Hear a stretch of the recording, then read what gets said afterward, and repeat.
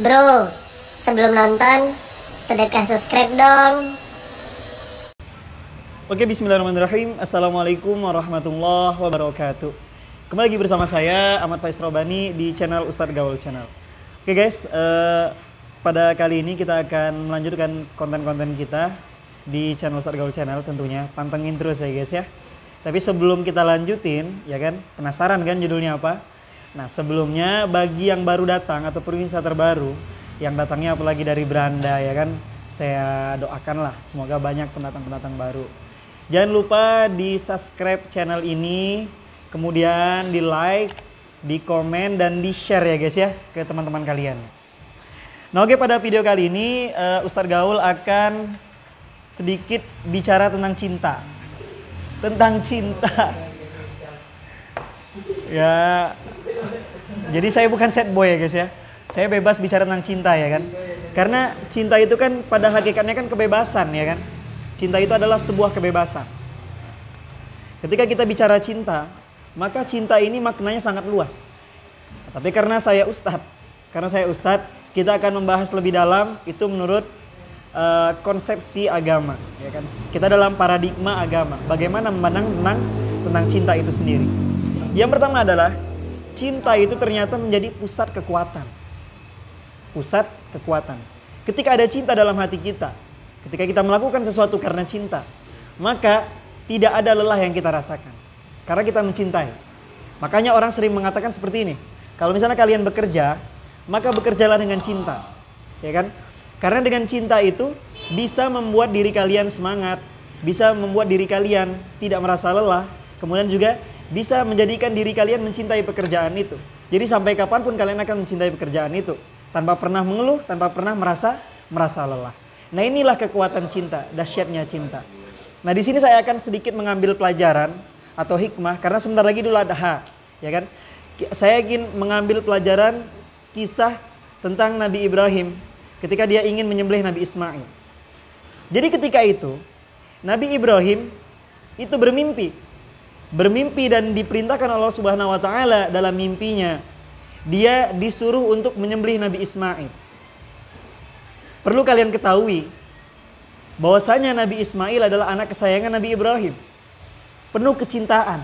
Dia merawatnya, menjadikan dia anak yang soleh, mendidiknya dengan bekal agama, kemudian mendidiknya dengan bekal kehidupan yang sangat kuat, sehingga menjadikan Nabi Ismail adalah sosok anak yang dewasa melebihi batas umurnya.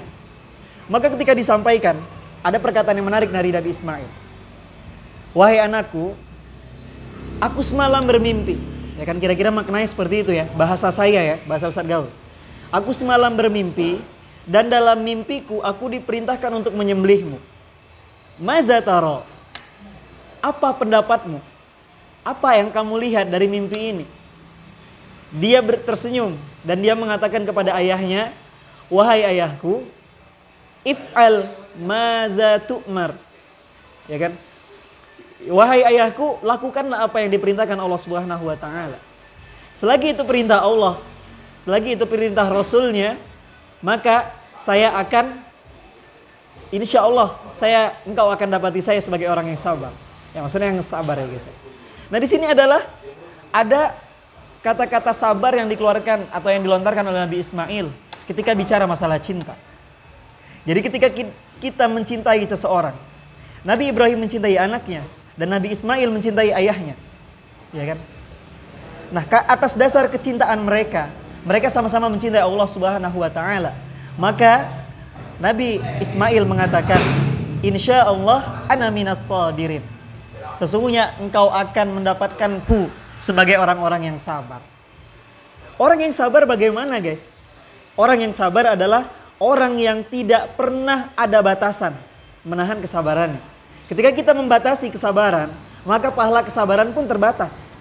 Karena pahala atau kebaikan dari kesabaran ini adalah kebaikan tanpa batas.